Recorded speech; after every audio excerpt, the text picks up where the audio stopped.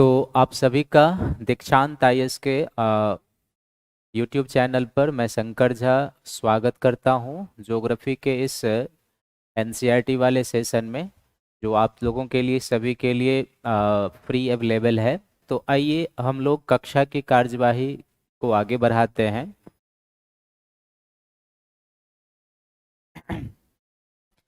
पिछले क्लास में हम लोगों ने 6 क्लास के एनसीईआरटी में भारत के बारे में भारत के बारे में परिचय करके अध्ययन किया था, जिसमें हम लोगों ने देखा था कि भारत का जो अक्षांशीय विस्तार है, जो देशांतरीय विस्तार है, और फिर भारत का जो क्षेत्रफल है, भारत के जो स्थलीय पड़ोसी हैं, भारत के जो समुद्री पड़ोसी हैं, इन सब के बारे में हम लोगों ने देखा था।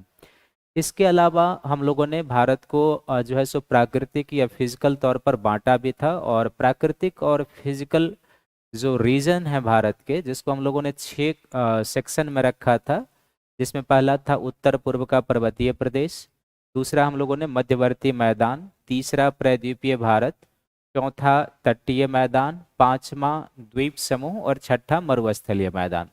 उस सब के बारे में हम लोगों ने एक परिचय ले लिया था। चूंकि छठा क्लास का एनसीईआरटी है, 6 क्लास के बच्चों को बताना है, तो एक परिचयात्मक ही था। उसमें हमने कोशिश किया था कि जहाँ पर भी मुझे लगा कि नहीं ये चीज़ें आपको समझने के लिए ज़रूरी है, तो उसका मैंने उसमें इनपुट कर दिया था।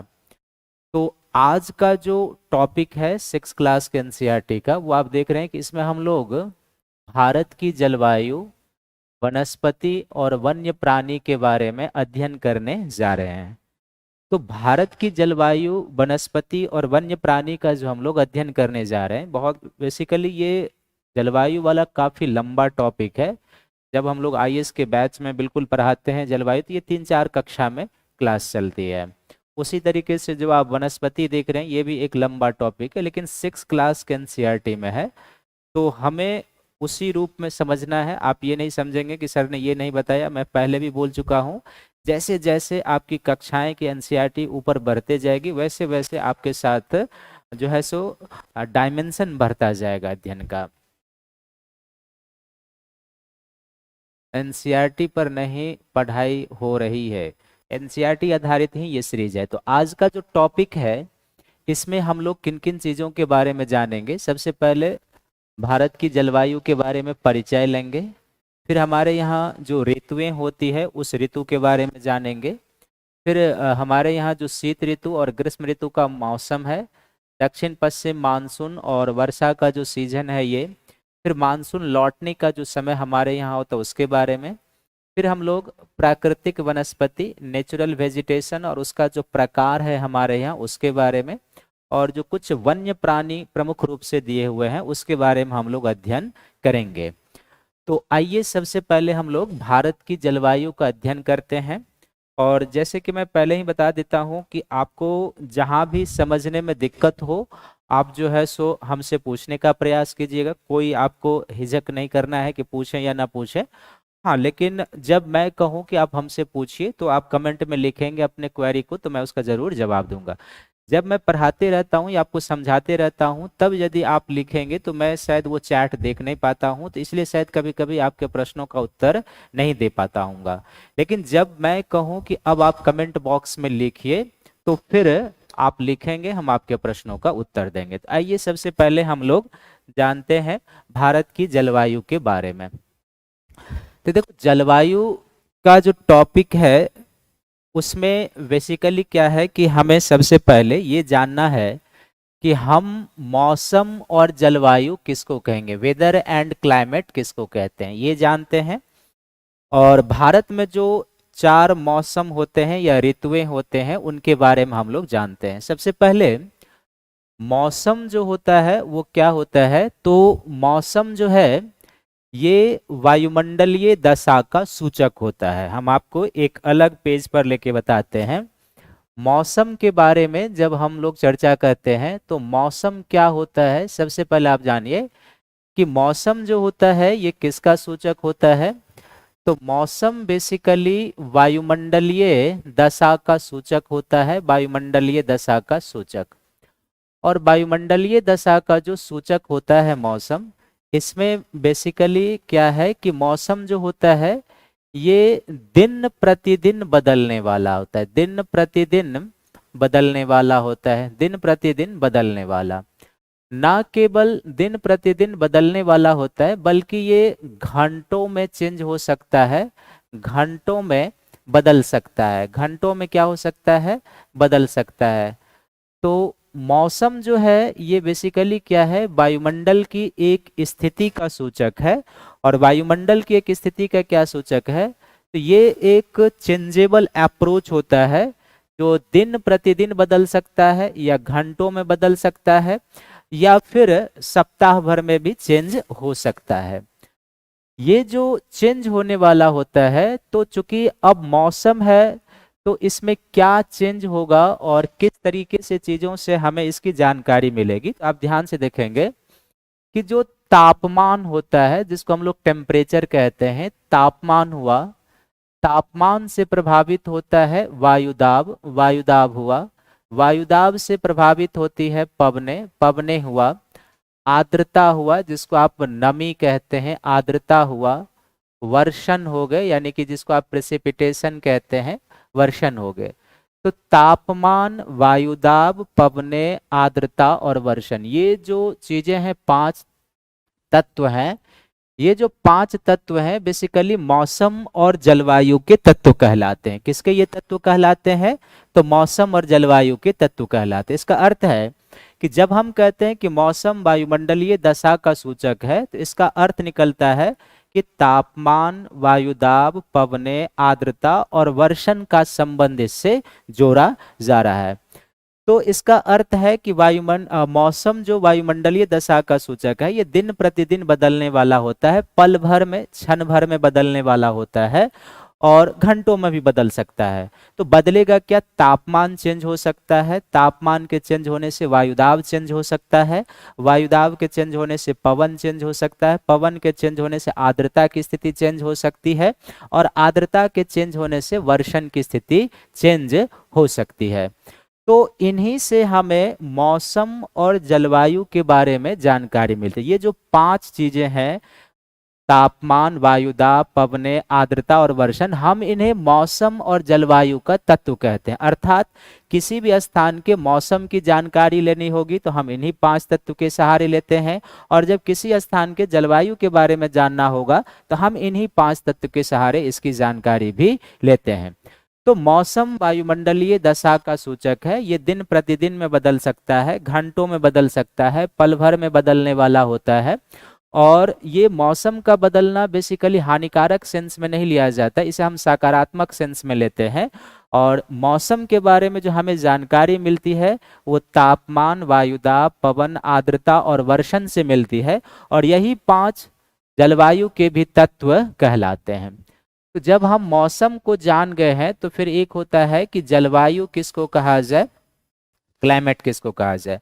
तो जलवायु जो होता है ना, ये किसी भी स्थान के दीर्घकालीन मौसमी दशा का औसत योग होता है। दीर्घकालीन जलवायु जो होता है वो क्या होता है, किसी भी स्थान के दीर्घकालीन मौसमी दशा का, मौसमी दशा का औसत योग होता है, औसत योग है।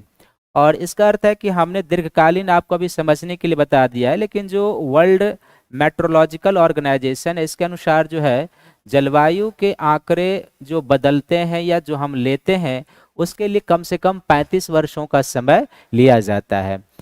तो जलवायु जो है दीर्घकालीन एक अवधारणा है किसका, तो जो लंबे समय तक किसी भी स्थान के मौसमी दशा का योग होता है वो क्या कहलाता है, जलवायु कहलाता है। तो अभी आपको इतना समझना है।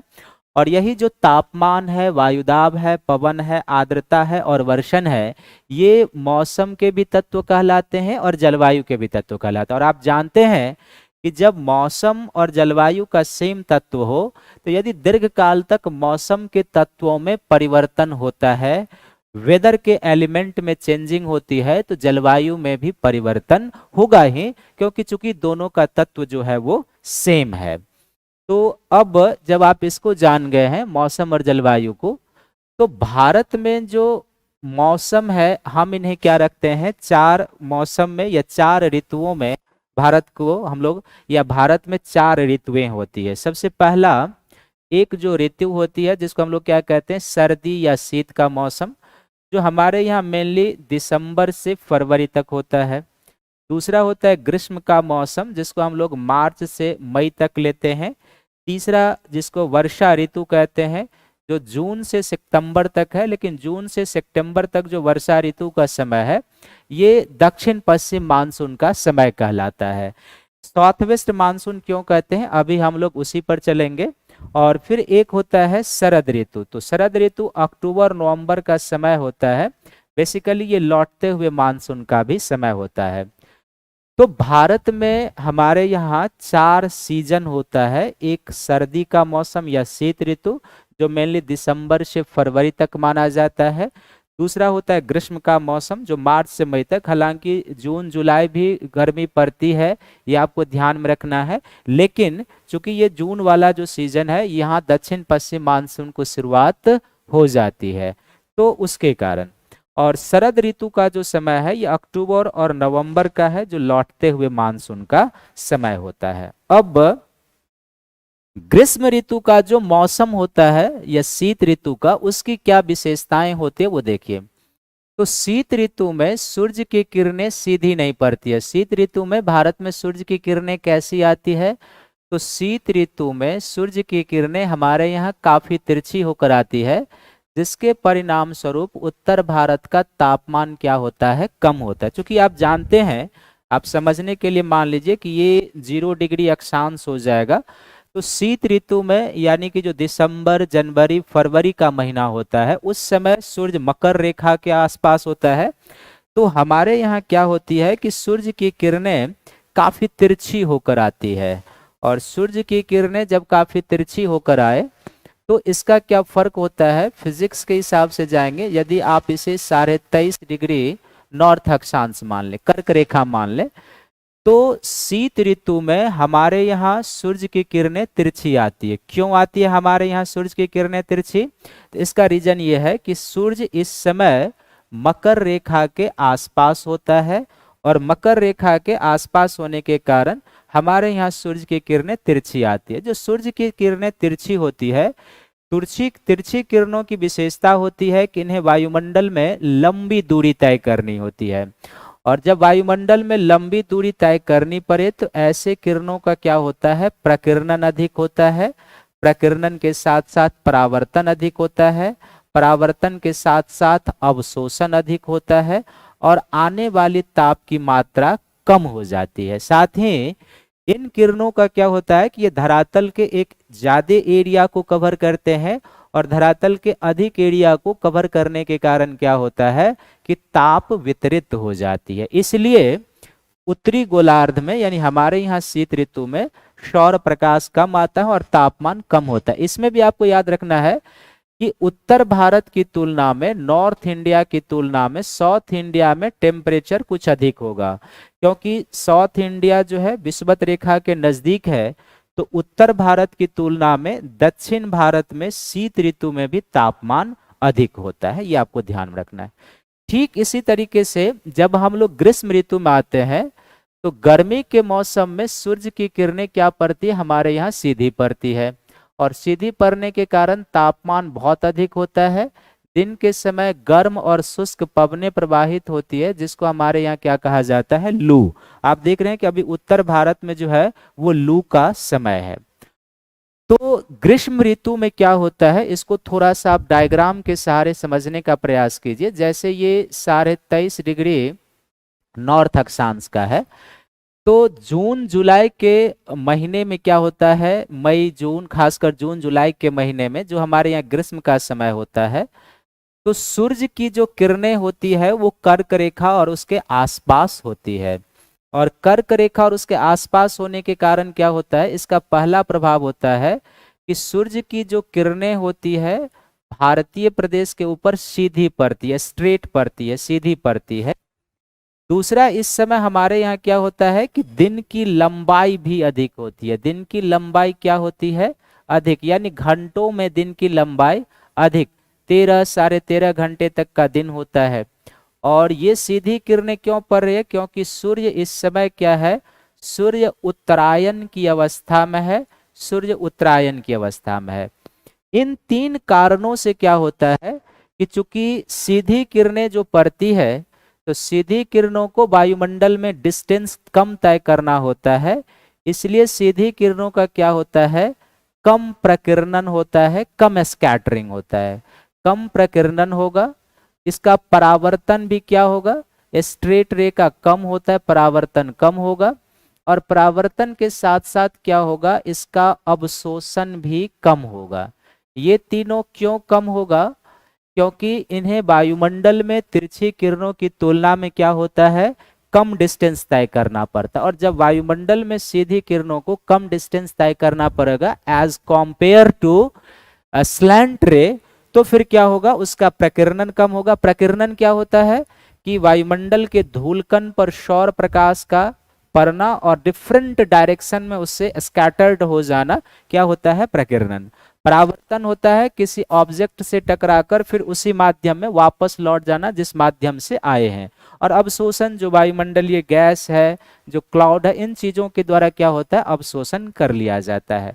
तो चूंकि सीधी किरणों को वायुमंडल में डिस्टेंस कम तय करनी पड़ती है, इसलिए प्रकीर्णन, परावर्तन, अवशोषण कम होगा और आने वाली ताप की मात्रा बढ़ जाती है। हमारे यहाँ दिन की लंबाई भी अधिक है, और दिन की लंबाई अधिक होने का कारण है कि सूर्य अभी उत्तरायण की अवस्था में। इन तीनों के कारण क्या होता है कि हमारे यहाँ उत्तर भारत में भी और दक्षिण भारत में भी तापमान अधिक पड़ता है। और इस समय क्या होता है कि पश्चिमी राजस्थान और पंजाब के मैदानों से एक पवनें उत्पन्न होती है। इस पवन को हम लोग बेसिकली क्या कहते हैं, लू कहते हैं। ये जो लू होती है एक प्रकार से क्या होती है कि शुष्क और धूल भरी पवनें होती है। हम इन्हें पछुआ पवन की कैटेगरी में रखते हैं। और ये जो पछुआ पवन की कैटेगरी में होते हैं, इसमें वायु का तापमान जो होता है वो मोर देन 40 डिग्री सेंटीग्रेड से अधिक होता है। हम इन्हें क्या कहते हैं, कभी कभी हीट वेव भी कहते हैं। तो इस हीट वेव या लू की उत्पत्ति जो होती है पश्चिमी राजस्थान और पंजाब के मैदानों में होती है। और यहाँ से उत्पन्न होने के बाद ये संपूर्ण उत्तर भारत के मैदानी क्षेत्र को प्रभावित करते हैं, यानी हरियाणा, एनसीआर, यूपी, बिहार, बंगाल तक के मैदानी क्षेत्र को प्रभावित करता है। और आप पढ़ते होंगे कि जब लू लगता है तो इसका इम्पैक्ट क्या होता है कि हमारे शरीर का निर्जलीकरण हो जाता है, क्योंकि ये शुष्क और धूल भरी पवनें होती है, अधिक टेम्परेचर वाली पवनें होती है। तो जब हम इस टेम्परेचर वाली पवन के संपर्क में आते हैं तो ये पवनें हमारे शरीर के नमी को एब्जॉर्ब कर लेता है, हमारा डिहाइड्रेशन हो जाता है, निर्जलीकरण हो जाता है और हम फीवर से पीड़ित होते हैं। और यदि सही समय पर इसका उपचार ना हो तो फिर इंसान जो है वीर गति को भी प्राप्त कर सकता है। तो ये लू है और ये ग्रीष्म ऋतु के मौसम की विशेषता होती है। नेक्स्ट हमारे यहाँ है शीत ऋतु और ग्रीष्म ऋतु का आपको बता ही दिया। दक्षिण पश्चिम मानसून का समय, तो इसको थोड़ा सा आप समझने के लिए समझिए कि भारतीय उपमहाद्वीप में खासकर हमारे क्या होता है कि मानसून की 2 समय अवधि होती है, मानसून की 2 समय अवधि। और मानसून की जो 2 समय अवधि होती है इसमें एक को हम लोग क्या कहते हैं, ध्यान से इसको समझना है। इस टॉपिक को कवर करने के बाद हम आपका प्रश्न लेने के लिए आएंगे। एक होता है हमारे यहाँ जिसको हम लोग कहते हैं दक्षिण पश्चिम मानसून कहते हैं, साउथ वेस्ट मानसून। इस साउथ वेस्ट मानसून को बेसिकली आप ग्रीष्मकालीन मानसून भी कह सकते हो। ग्रीष्मकालीन मानसून, ग्रीष्मकालीन मानसून है ये।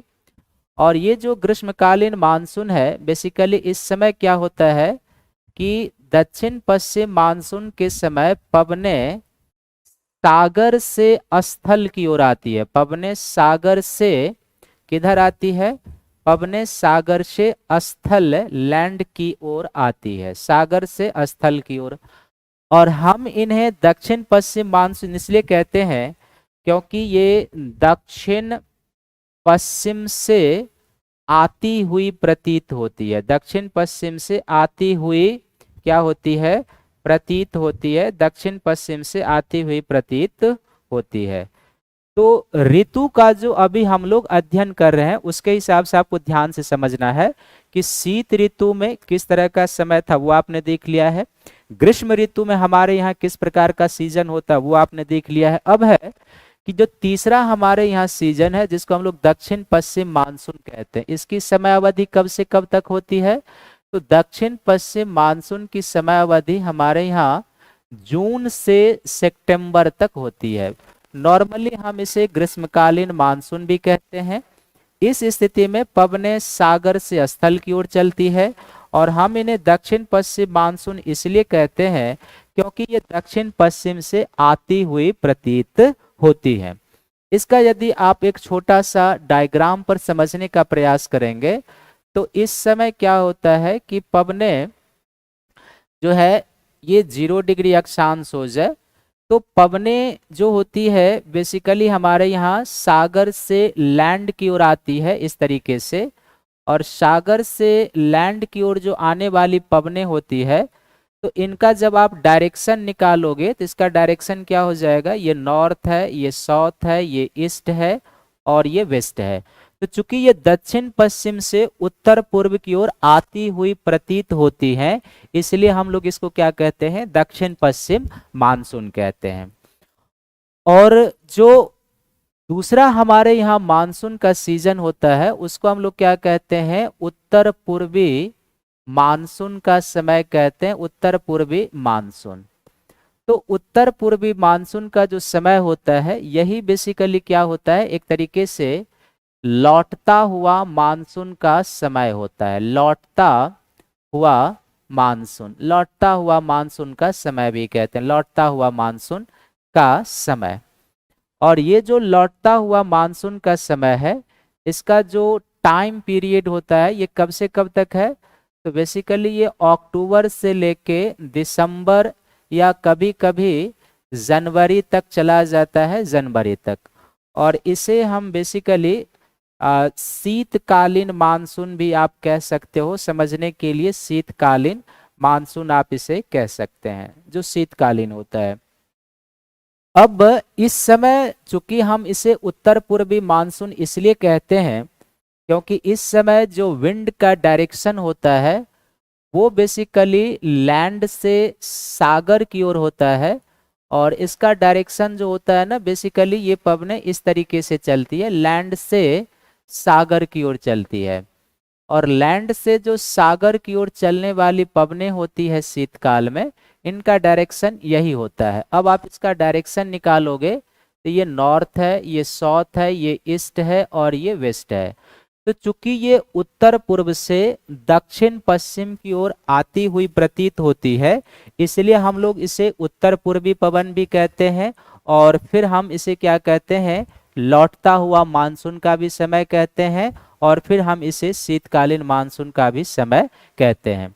तो आप इसे एक बार फिर से समझिए और तब हम आपको आगे लिए चलेंगे स्लाइड पर।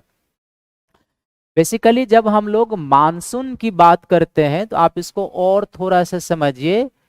मानसून जो है ना ये अरबी भाषा के एक शब्द से बना है, अरबी भाषा के, और अरबी भाषा के जिस शब्द से बना है उसको हम लोग क्या कहते हैं, मौसीम कहते हैं, अरबी भाषा के मौसिम शब्द से।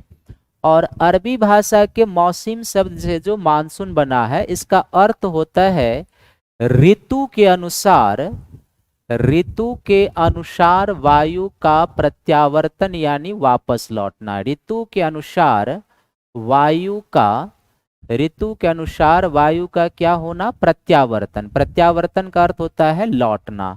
तो ऋतु के अनुसार वायु का प्रत्यावर्तन है। तो फिर से आप समझिए कि मानसून अरबी भाषा के मौसिम शब्द से बना है जिसका अर्थ होता है ऋतु के अनुसार वायु का प्रत्यावर्तन। और ऋतु के अनुसार जो वायु का प्रत्यावर्तन होता है इसका अर्थ है कि एक सीजन में यानी ग्रीष्म काल में ये पवनें सागर से लैंड की ओर आएगी और शीतकाल में पवने लैंड से सागर की ओर जाएगी। तो इसको हम लोग ऋतु के अनुसार वायु का प्रत्यावर्तन कहते हैं। अब भारतीय उपमहाद्वीप में या भारत के संदर्भ में मानसून की दो समयावधि होती है। एक दक्षिण पश्चिम मानसून जो जुलाई से लेकर सितंबर तक का समय है, इसे ग्रीष्मकालीन मानसून भी आप कह सकते हो। इस समय पवने सागर से स्थल की ओर आती है, और सागर से स्थल की ओर आने वाली जो पवने हैं, हम इन्हें दक्षिण पश्चिम मानसून भी इसलिए कहते हैं क्योंकि ये सागर से जब लैंड की ओर आती हैं तो इनकी दिशा जो होती है दक्षिण पश्चिम से उत्तर पूर्व की ओर होती है, इसलिए हम इन्हें दक्षिण पश्चिम मानसून कहते हैं। और चूंकि ये जो दक्षिण पश्चिम पवने हैं सागर से आती है तो अपने साथ नमी लाती है, और अपने साथ नमी लाकर भारत में पर्वत विज्ञान के प्रभाव से कभी पर्वतीय वर्षा होती है तो ये थोड़ा सा चक्रवातीय वर्षा भी कराती है, और ये संवहनीय वर्षा भी कराती है। आप तकनीकी तौर पर ये याद रखेंगे कि दक्षिण पश्चिम मानसून के समय जो वर्षा होती है वो तीनों रूपों में होती है। वो संवहनीय भी होती है, चक्रवातीय भी होती है, और पर्वतीय। कुल मिला के वो पर्वतीय अधिक है, लेकिन तीनों ही फॉर्म में वर्षा होती है। अब दूसरा जो मानसून का सीजन है वो क्या है, या जो हमारे यहाँ सीजन आता है वो बेसिकली क्या होता है, शीत। तो उत्तर पूर्वी मानसून का है, जिसे लौटता हुआ मानसून कहते हैं। इसकी समयावधि अक्टूबर से दिसंबर जनवरी तक होती है।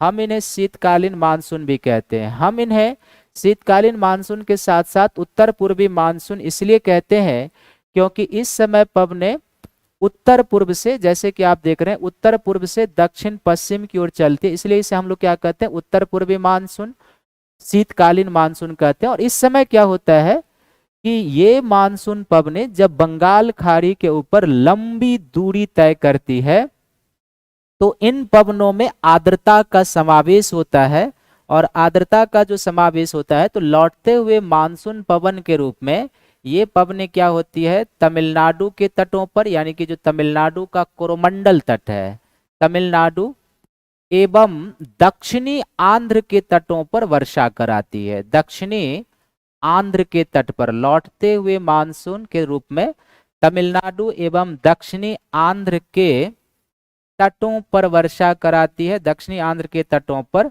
वर्षा। तो अक्टूबर से दिसंबर जनवरी के बीच जब पूरा भारत लगभग एक शुष्क कंडीशन में रहता है तो ठीक उस समय लौटते हुए मानसून के रूप में तमिलनाडु का कोरोमंडल तट और दक्षिणी आंध्र का तट जो है ये वर्षा को प्राप्त करता है। और ऐसा इसलिए होता है कि ये जो पवनें होती है पहले लैंड से आती है, लेकिन जब बंगाल खाड़ी के ऊपर लंबी दूरी तय करती है तो इसमें आर्द्रता का संवर्धन होता है, और ये आर्द्रता युक्त पवनें तमिलनाडु उच्च भूमि से टकराकर वर्षा कराती है, जो कोरोमंडल तट पर और दक्षिणी आंध्र के तटों पर होती है। इसलिए तमिलनाडु की नदियों में जो है ना वो क्या है, तमिलनाडु की नदियों में जो जलस्तर बढ़ता है वो लौटते हुए मानसून के समय में बढ़ता है। क्लियर है?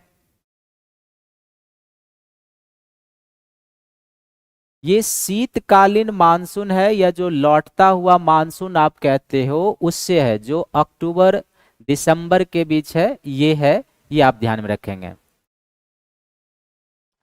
तो ये जो भारत में 4 सीजन है, साउथ वेस्ट मानसून जो हमने आपको बताया है कुछ इसी तरीके से होता है इसमें, क्योंकि भारतीय उपमहाद्वीप के पश्चिमोत्तर भाग में एक बहुत बड़ा लो प्रेशर बना होता है और विंड की जो प्रवृत्ति होती है इसी लो प्रेशर की ओर, इसलिए बंगाल खाड़ी की पवने का डायरेक्शन चेंज होता है। यहाँ पर ये नॉर्थ, ये साउथ, ये ईस्ट और ये वेस्ट, यानी बंगाल खाड़ी वाली पवने जो हो जाती है दक्षिण पश्चिम मानसून के समय ये दक्षिण पूर्व से उत्तर पश्चिम हो जाती है, क्योंकि यहाँ जो इंटेंस लो प्रेशर बना होता है इस तरफ इन पवनों के जाने की प्रवृत्ति होती है।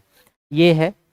इसी तरीके से आप इसमें दोनों डायग्राम पर देखो कि मानसून के लौटने के समय में क्या होती है कि पवन स्थल से सागर की ओर प्रवाहित होती है और तमिलनाडु और आंध्र के दक्षिणी तटों पर वर्षा होती है। ये दक्षिण पश्चिम मानसून के समय का डायग्राम है, और ये जो है लौटते हुए मानसून के समय का डायग्राम है, जो मैंने आपको दोनों बना के बताया था। तो एक है लौटते हुए मानसून के समय का, जिसको प्रत्यावर्तन का समय कहते हैं, और एक है दक्षिण पश्चिम मानसून का समय। अभी आप देखते हैं कि इस बार मानसून अपने टाइम पर है, 2-3 दिन पहले भी है। तो साउथ वेस्ट मानसून के समय में कुछ इस तरीके से अरब सागर और बंगाल खाड़ी की जो पवनें होती है वो होता है। बेसिकली प्रायद्वीपीय भारत की जो आकृति है, जो ट्रायंगुलर शेप है, इससे टकराकर जो उत्तरी हिंद महासागर की मानसून पवनें होती है वो दो शाखाओं में बंटती है। एक अरब सागर की शाखा बनती है और दूसरा बंगाल खाड़ी की शाखा बनती है। ये पेनिनसुलर इंडिया का जो ट्रायंगुलर शेप है, इसके कारण ऐसा होता है। और लौटते हुए मानसून के समय में कुछ इस तरीके से, और यही पवनें जब बंगाल खाड़ी के ऊपर एक लंबी डिस्टेंस तय करती है तो इनमें आर्द्रता का समावेश होता है, और वो आर्द्रता युक्त पवनें जो होती है कोरोमंडल उच्च भूमि से टकराकर वर्षा कराती है। क्लियर है? यहां तक सभी का क्लियर है? अब जो आपके मन में प्रश्न है ग्रीष्म ऋतु के सीजन को लेकर भारत में, उसके अलावा शीत ऋतु के सीजन को लेकर, बसंत के सीजन को लेकर, शरद के सीजन को लेकर, तो आप पूछ सकते हैं। सर, राजस्थान के जैसलमेर में कभी कभी वर्षा क्यों होती है? वो संवहनीय होता है वर्षा। राजस्थान के जैसलमेर में जो कभी कभी वर्षा होती है वो संवहनीय वर्षा है, क्योंकि मरुस्थल बहुत जल्दी गर्म होता है, और गर्म होने के बाद वहां से पवनें गर्म और हल्की होकर ऊपर उठती है, आसपास के क्षेत्रों से नमी कंटेन करते हुए वो वर्षा कराती है। विशंबर प्रताप लिख रहे हैं, प्लीज सर बताइए इस समय वर्षा किस प्रकार के मानसून से हो रही है? अभी जो उत्तर भारत में वर्षा हो रही है इंटायर इंडिया में, ये मानसूनल रेनफॉल नहीं कहेंगे। खासकर दिल्ली में जो आज हुई है ना, ये मानसूनल रेनफॉल नहीं है, इसको हम लोग रीजनल थंडर स्टॉर्म कहते हैं। आप इसको ध्यान से समझिए।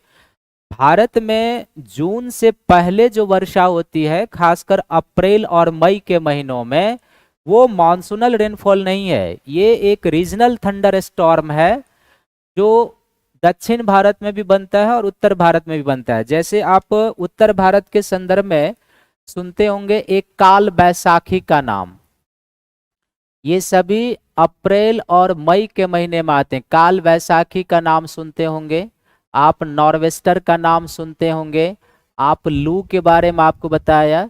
दक्षिण भारत में इस समय एक होता है जिसको हम लोग कहते हैं मैंगो सावर कहते हैं, और फिर एक होता है दक्षिण भारत में जिसको हम लोग कहते हैं चेरी ब्लॉसम कहते हैं, चेरी ब्लॉसम कहते हैं। तो उत्तर भारत में जो अभी वर्षा हो रही है, चाहे झारखंड में हो, चाहे बिहार में हो, चाहे यूपी में हो, चाहे एनसीआर में हो, चाहे पंजाब में हो, चाहे हरियाणा में हो, ये अभी मॉनसूनल रेनफॉल नहीं है। क्लियर है?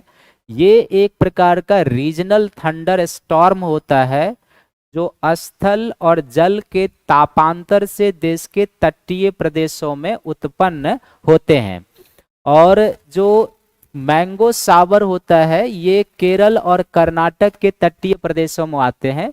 इसमें गरज के साथ छींटें पड़ती है, वर्षा होती है, और ये आम के फसल को पकने के लिए तैयार कर देता है, इसलिए इसको मैंगो सावर कहते हैं।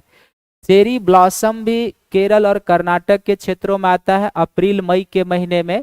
क्योंकि इस वर्षा के होने से, यानी अभी जो वर्षा होती है, उससे क्या होता है कि कहवा के फूल खिल उठते हैं, और कहवा के फूल खिल उठने के कारण हम इसे चेरी ब्लॉसम कहते हैं, जो कर्नाटक और केरल के तटीय प्रदेशों में होती है।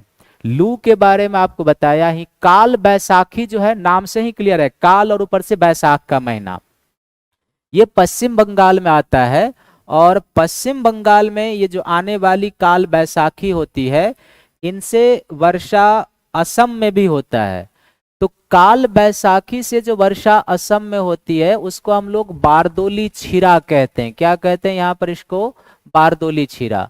और काल बैसाखी में गरज के साथ छींटें पड़ती है, वर्षा होती है, इसमें पवन काफी तेज गति से चलती है। कभी कभी पवनें जो होती है टेलीफोन के खंभे, बिजली के खंभे, पेड़ तक को उखाड़ के फेंक देते हैं। और फिर असम में जो इससे वर्षा होती है इसको हम लोग बारदोली छिरा कहते हैं वहां पे। इस काल बैसाखी का इम्पैक्ट कुछ बिहार कुछ झारखंड के क्षेत्रों तक होता है। तो ये ध्यान, इंटायर नॉर्थ इंडिया में जो अभी वर्षा हो रही है वो मानसूनल रेनफॉल नहीं है। This is a regional thunder occur storm, basically they occurred due to thermal differences between land and sea. And इसमें क्या होता है कि they all are including in thunderstorm, because इसमें बिजली की चमक अधिक होती है, लाइटनिंग होती है, थंडरिंग होती है और उससे वर्षा होती है। क्लियर है सभी का? क्लियर, कोई डाउट? क्लियर है सभी का? कोई डाउट है तो आप पूछ सकते हैं। बढ़ें आगे, आइए। और अभी आप समझिए कि आप कोरोमंडल पर लौटते हुए मानसून के समय में होता है। अब है इसी में जलवायु वाले टॉपिक में ही कि किसी भी स्थान की जलवायु को प्रभावित करने वाले कारक। आप किसी भी स्थान का है, आप इसको ये भी समझ सकते हैं पर्वत श्रृंखला क्या होती है बताए हुए। देखो अब आप जहां पर रहते हैं, अम्लीय वर्षा, देखिए अम्लीय वर्षा वो होता है, हम तक आप पूछेंगे तो मैं सब कुछ बता दूंगा लेकिन क्लास बाधित होगी। जिस वर्षा जल का पीएच मान 5.6 से कम होता है ना, उसको हम लोग अम्लीय वर्षा कहते हैं। वर्षा का जल जो होता है शुद्ध होता है, सबसे प्योर वाटर वर्षा का जल माना जाता है, लेकिन वो भी पूरी तरीके से शुद्ध नहीं होता है, क्योंकि जब वायुमंडल से होते हुए धरातल पर आती है तो बहुत सारी इम्प्यूरिटीज उसमें मिल जाता है। तो इसके बावजूद भी हम वर्षा के जल को सबसे शुद्ध जल मानते हैं, लेकिन वह वर्षा का जल जिसका पीएच मान 5.6 से कम हो, हम उसको अम्लीय मानते हैं। जितना ही कम होते जाएगा उतना ही वो अम्लीय होते जाएगा। क्लियर है? अब है कि किसी भी स्थान की जलवायु को प्रभावित करने वाले कारक, तो आप इसको अपने ऊपर भी लागू कर सकते हैं कि आप जिस जगह पर हैं, जिस शहर में, वहां का तापमान किन किन कारणों से प्रभावित होता है। हालांकि कई कारण है लेकिन जो कुछ पॉइंट है वो है, देखो सबसे पहला है अक्षांशीय स्थिति से, समुद्र तल के ऊंचाई से, समुद्र तट की दूरी से, और उच्चावाचीय दशा। उच्चावाचीय दशा का अर्थ है कि यदि कोई स्थल पर्वत पर अवस्थित है, यदि कोई स्थल पठारी क्षेत्र में है, या कोई स्थल यदि मैदान प्लेन एरिया में है, तो उसके मौसम और जलवायु में डिफरेंसेज होगा। अक्षांशीय स्थिति का संबंध किससे होगा? जैसे आप जानते हैं कि भारत का जो मुख्य अक्षांश है ये 8 डिग्री 4 मिनट नॉर्थ से लेकर 37 डिग्री 6 मिनट नॉर्थ तक है। अक्षांश का क्या प्रभाव पड़ता है वो आप समझ लें। अक्षांश का सीधा प्रभाव ये पड़ेगा कि भारत का या किसी भी देश का कोई भी स्थल विषुवत रेखा के नजदीक जितना ही होगा उतना ही वहां पर तापमान अधिक जाएगा, और विषुवत रेखा से कोई स्थल जितना ही उत्तर की ओर होगा उसका तापमान उतना ही कम होता जाएगा। क्यों? क्योंकि विषुवत रेखा के नजदीक सूर्य की किरणें लंबवत पड़ती है, और विषुवत रेखा से जैसे जैसे हम लोग उत्तर की ओर या दक्षिण की ओर बढ़ते जाएंगे सूर्य की किरणें तिरछी होती जाती है और तापमान कम होते जाएगा। तो किसी भी स्थान का जो तापमान प्रभावित होता है उसमें पहला फैक्टर उसकी अक्षांशीय स्थिति है, अक्षांशीय स्थिति। दूसरा है समुद्र तल से ऊंचाई। समुद्र तल से ऊंचाई का अर्थ है कि जैसे हम लोग जानते हैं कि जब हम क्षोभ मंडल में समुद्र तल से ऊपर बढ़ते हैं तो प्रति 165 मीटर की ऊंचाई पर क्या होता है, 1 डिग्री सी तापमान कम हो जाता है। प्रति 165 मीटर की ऊंचाई पर 1 डिग्री सी तापमान कम होता है क्षोभ मंडल में। तो अब इसका अर्थ है कि 1 किलोमीटर की ऊंचाई पर क्या होगा, 6.5 डिग्री सेंटीग्रेड तापमान कम हो जाएगा। आप फिर से एक बार समझिए समुद्र तल से ऊंचाई का क्या फर्क होगा कि क्षोभ मंडल में, जिस मंडल में हम लोग हैं उसमें क्या होता है कि प्रति 165 मीटर की ऊंचाई पर 1 डिग्री से तापमान कमता है, अर्थात 1 किलोमीटर की ऊंचाई पर जाने पर टेम्परेचर 6.5 डिग्री सेंटीग्रेड कम हो जाएगा। इसका अर्थ ये निकलता है कि एक ही अक्षांश पर यदि कई स्थल हैं और उनके ऊंचाई में अंतर है तो फिर उनके तापमान में भी डिफरेंसेज हो। जैसे आप समझने के लिए समझो कि जो यूपी का आगरा है और पश्चिम बंगाल का दार्जिलिंग, यहाँ पर जो हो जाएगा कौन सा एरिया है, यहाँ पर पश्चिम बंगाल का एक हिल स्टेशन है दार्जिलिंग, और ये हो जाएगा यूपी का आगरा। इसी तरीके से यहाँ पर हो जाएगा अमृतसर है और यहाँ पर हो जाएगा शिमला। ये क्या हो जाएगा, यहाँ पर शिमला है हिमाचल प्रदेश में, और यहाँ पर क्या हो जाएगा, अमृतसर है।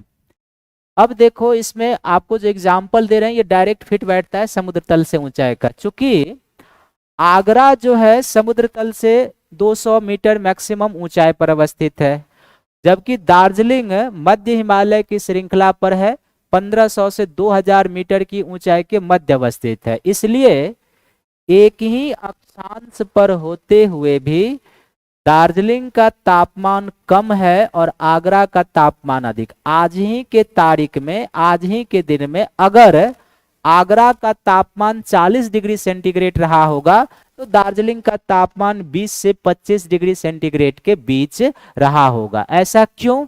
ऐसा इसलिए दोनों का अक्षांश सेम है, बट आगरा समुद्र तल से 200 सवा 200 की मीटर की ऊंचाई पर है, जबकि दार्जिलिंग जो है 1500 से 200 मीटर की ऊंचाई पर है। ठीक इसी प्रकार से शिमला और अमृतसर दोनों सेम अक्षांश पर हैं, सेम लैटिट्यूड में है, लेकिन अमृतसर का जो तापमान होगा आज के दिन में अगर 40 डिग्री 42 डिग्री का होगा तो शिमला का टेम्परेचर कितना होगा, वही 22 डिग्री 24 डिग्री के आसपास होगा, क्योंकि शिमला भी दार्जिलिंग के समान मध्य हिमालय की श्रृंखला पर 2200 मीटर की ऊंचाई पर है और अमृतसर मैदानी क्षेत्र में अवस्थित है। तो ये समुद्र तल से ऊंचाई का फर्क होता है। समुद्र तट से दूरी का क्या फर्क होता है, इस समुद्र का जल जो होता है देर से गर्म भी होता है और देर से ठंडा भी होता है। तो समुद्र का जल देर से गर्म और देर से ठंडा होता है, इसका रीजन ये है कि समुद्र या जल की विशिष्ट उष्मा अधिक होती है। तो अधिक होने के कारण क्या होता है, जल देर से गर्म भी होता है और देर से ठंडा भी, जबकि लैंड बहुत जल्दी गर्म भी होता है और बहुत जल्दी ठंडा भी होता है। इसलिए तटीय प्रदेश जो हमारा है बंगाल से लेके और इधर मुंबई तक, ये जो दोनों तटीय प्रदेश हैं हमारे, यहाँ पर एक तरीके से समकारी जलवायु पाई जाती है। कैसी जलवायु पाई जाती है, moderate type of climate, NCERT में मध्यम लिखा हुआ है, समकारी जलवायु पाई जाती है। ऐसा इसलिए क्योंकि समुद्र का जल देर से गर्म भी होता है, देर से ठंडा भी होता है। इस जल का प्रभाव इस तटीय क्षेत्र में होता है, तो तटीय प्रदेशों में समकारी जलवायु पाई जाती है। इस जलवायु की क्या विशेषता होती है कि यहाँ पर दैनिक और वार्षिक तापांतर दोनों कम होते हैं, और दैनिक और वार्षिक तापांतर दोनों कम होने के कारण क्या होता है कि यहाँ पर ना तो गर्मी अधिक पड़ती है और ना ही सर्दी अधिक पड़ती है तटीय प्रदेशों में। जबकि समुद्र तट से दूर जब आप लैंड के स्थल के अंदरूनी भागों में आते हैं तो समुद्री प्रभाव समाप्त हो जाता है और स्थलीय प्रभाव बढ़ता है। तो स्थलीय प्रभाव बढ़ने को हम लोग कहते हैं महाद्वीपीय प्रभाव, कॉन्टिनेंटल इम्पैक्ट। और चूंकि अभी आपको बताया कि स्थल बहुत जल्दी गर्म भी होता है और बहुत जल्दी ठंड भी होता है, तो ऐसे क्षेत्रों में महाद्वीपीय जलवायु पाई जाती है। और महाद्वीपीय जलवायु की विशेषता होती है एक्सट्रीम टाइप ऑफ क्लाइमेट, क्योंकि यहाँ पर दैनिक और वार्षिक दोनों ही तापांतर काफी अधिक होता है, और दैनिक और वार्षिक तापांतर अधिक होने के कारण एक्सट्रीम टाइप ऑफ क्लाइमेट अर्थात गर्मी और सर्दी दोनों अधिक होता है। और उत्तर भारत में पंजाब हुआ, हरियाणा हुआ, राजस्थान हुआ, एनसीआर हुआ, यूपी हुआ, बिहार हुआ, ये सभी राज्य और एनसीआर महाद्वीपीय जलवायु का प्रतिनिधित्व करते हैं, अर्थात यहाँ पर गर्मी और सर्दी दोनों ही अधिक पड़ती है। और उच्चावाचीय दशा का आपको बताया कि पर्वत पठार मैदान इसका यहाँ पर संबंध है। यदि कोई पर्वतीय क्षेत्र में है टेम्परेचर कम होगा, उसकी तुलना में पठारी क्षेत्र में तो कुछ टेम्परेचर अधिक होगा, और मैदानी क्षेत्र में है तो उससे भी अधिक टेम्परेचर होगा। हालांकि किसी भी स्थान के मौसम और जलवायु को प्रभावित करने वाले केवल यही 4 कारण नहीं होते हैं, और भी कई कारण हैं जैसे प्रचलित पवन का इम्पैक्ट होता है, महासागरीय जलधारा का प्रभाव होता है, ढाल की दशा का प्रभाव होता है, चट्टान का किस तरीके का नेचर है उसका प्रभाव है, वनस्पति का आवरण किस तरीके से उसका प्रभाव होगा, नगरीकरण और औद्योगिकरण का क्या स्तर है, इन सब का भी प्रभाव पड़ता है। ये जो मैंने अभी बताया पॉइंट 4 में, ये आपको अगले क्लास में पढ़ने को मिलेगा। 6 क्लास के एनसीईआरटी में इतना है, इसका एक्सप्लेनेशन भी नहीं किया हुआ है, लेकिन हमने आपको एक्सप्लेनेशन करके बता दिया कि आप इन पॉइंटों को किस तरीके से एनालाइज करके समझेंगे। अब चूंकि ये सभी जो 4 पॉइंट हमने आपको बताए हैं, भारत में सभी जगह एक समान तो है नहीं, पूरी भारत की अक्षांशीय दशा एक समान तो है नहीं, समुद्र तल से ऊंचाई भी सभी जगह एक समान नहीं है, समुद्र तट से दूरी, तो चूंकि ये भौगोलिक फैक्टर सभी जगह एक समान नहीं है, इसलिए भारत की जलवायु में हमें भिन्नता का अनुभव होता है। डिफरेंट रीजन में डिफरेंट जलवायु की या मौसमी दशाएं हमें अनुभव होती है, जैसे हमने लिखा है। इसलिए भारत की जलवायु में क्या होता है, क्षेत्रीय भिन्नता हमें देखने को मिलती है। तटीय क्षेत्र की जलवायु मध्यम है, जो मैंने आपको बताया मॉडरेट टाइप है, ना तो अधिक गर्म होते हैं और ना ही अधिक ठंडे। आप देखो दिल्ली है, सॉरी आप देखो मुंबई है, चेन्नई है, कोलकाता, ये सभी मॉडरेट टाइप ऑफ क्लाइमेट है, यहाँ पर सालों भर लोग पंखे चला के रहते हैं। हाँ, लेकिन इन तीनों में भी चेन्नई का टेम्परेचर कुछ अधिक होगा, because Chennai is closer to equator as compare to Mumbai और कोलकाता, ये ध्यान में रखना है। जबकि राजस्थान के मरुस्थल में स्थित जैसलमेर और बीकानेर बहुत गर्म स्थान है। क्यों गर्म है? क्योंकि ये महाद्वीपीय जलवायु का प्रतिनिधित्व करते हैं। और लद्दाख भी जो है सो कारगिल में बर्फीले ठंड का अनुभव करते हैं, क्योंकि ये जो है लद्दाख कितना है, 4000-5000 मीटर की ऊंचाई पर है। तो इतने मीटर की ऊंचाई पर जाएंगे, नॉर्मल टेम्परेचर लेफ्ट रेट लगेगा, आप समझो कि वहां पर माइनस में टेम्परेचर पहुंच जाएगा। तो ये है भारत की स्थिति जलवायु के संदर्भ में। तो अभी आपने जो पढ़ा इसमें क्या क्या मैंने बताया है, और उससे संबंधित यदि कोई क्वेरी हो तो आप पूछ सकते हैं। सबसे पहले आपको बताया मौसम और जलवायु क्या होता है संक्षिप्त में, हालांकि उसके बहुत अंतर हैं लेकिन संक्षिप्त में। दूसरा आपको बताया भारत में पाई जाने वाली ऋतुएं। तीसरा आपको बताया प्रत्येक ऋतु की क्या कुछ विशेषता होती है वो। मानसून के संदर्भ में कुछ आपने एक्स्ट्रा देखा कि दक्षिण पश्चिम मानसून के समय क्या होता है और किस तरीके से वर्षा होती है, और लौटते हुए मानसून के समय क्या होता है और किस तरीके से वर्षा होती है। फिर किसी भी स्थान के मौसम और जलवायु को प्रभावित करने वाले जो पॉइंट होते हैं वो क्या क्या है और कैसे वो प्रभावित करते हैं, ये हमने आपको बताया है। इसमें यदि कोई दिक्कत है तो आप पूछ सकते हो। समकारी जलवायु का अर्थ होता है भूमिका ऐसी जलवायु जिसकी 2 विशेषताएं हो। पहली विशेषता होती है समकारी जलवायु की कि यहाँ पर दैनिक और वार्षिक तापांतर दोनों कम होते हैं, और जहाँ पर दैनिक और वार्षिक तापांतर दोनों कम होंगे वहां पर गर्मी भी कम पड़ेगी और सर्दी भी कम पड़ेगी। तो ऐसी जलवायु विशेषता जो होती है उसको हम लोग कहते हैं, क्या कहेंगे उसको, समकारी जलवायु। क्लियर है? और ठीक इसके अपोजिट होगा महाद्वीपीय जलवायु। वैसे जब पढ़ोगे तो बसंत है, ग्रीष्म है, शरद है, शिशिर है, हेमंत, बहुत सारी है, लेकिन पूरे भारत को 4 ऋतुओं में ज्योग्राफी के हिसाब से हम लोग लेते हैं। एक जो मार्च से लेके मई तक का है वो ग्रीष्म का, जून से लेके जो सितंबर तक है वो दक्षिण पश्चिम मानसून का, फिर उसके बाद जो है लौटते हुए मानसून का, और फिर जो है वो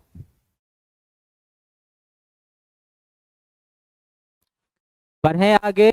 कोई दिक्कत इसमें?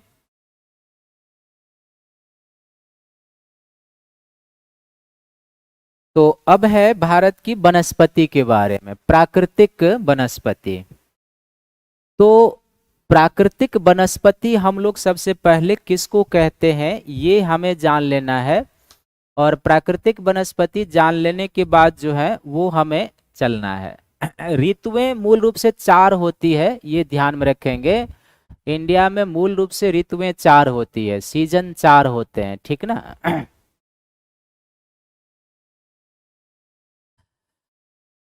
तो हमारे यहाँ जो प्राकृतिक वनस्पति है कितने प्रकार का है, कौन कहाँ पर पाया जाएगा, ये आपको ध्यान से समझना है। देखो सबसे पहले प्राकृतिक वनस्पति हम लोग कहेंगे किसे, आपको ये जानना है, और उसके बाद जो है सो हम धीरे धीरे आगे बढ़ेंगे। तो प्राकृतिक वनस्पति का अर्थ होता है ऐसे वनस्पति जो बिना मानवीय हस्तक्षेप के विकसित हो। सबसे पहला प्राकृतिक वनस्पति का तात्पर्य होता है ऐसी वनस्पति से जो बिना मानवीय हस्तक्षेप के विकसित हो, हम उन्हें प्राकृतिक वनस्पति कहते हैं। और मानवीय हस्तक्षेप के बिना विकसित होने के साथ साथ वनस्पतियों के एक समूह का निर्माण करते हैं। क्या करते हैं? वनस्पतियों के एक समूह का निर्माण करें, हम उसे प्राकृतिक वनस्पति कहते हैं। तो प्राकृतिक वनस्पति का क्या अर्थ हो गया कि ऐसी वनस्पति जो हमारे आपके बिना हस्तक्षेप के विकसित हो, प्राकृतिक रूप से विकसित हो, और विकसित होने के बाद वनस्पतियों के एक सेट का निर्माण करे, एक समूह का निर्माण करे, हम उसे प्राकृतिक वनस्पति कहते हैं।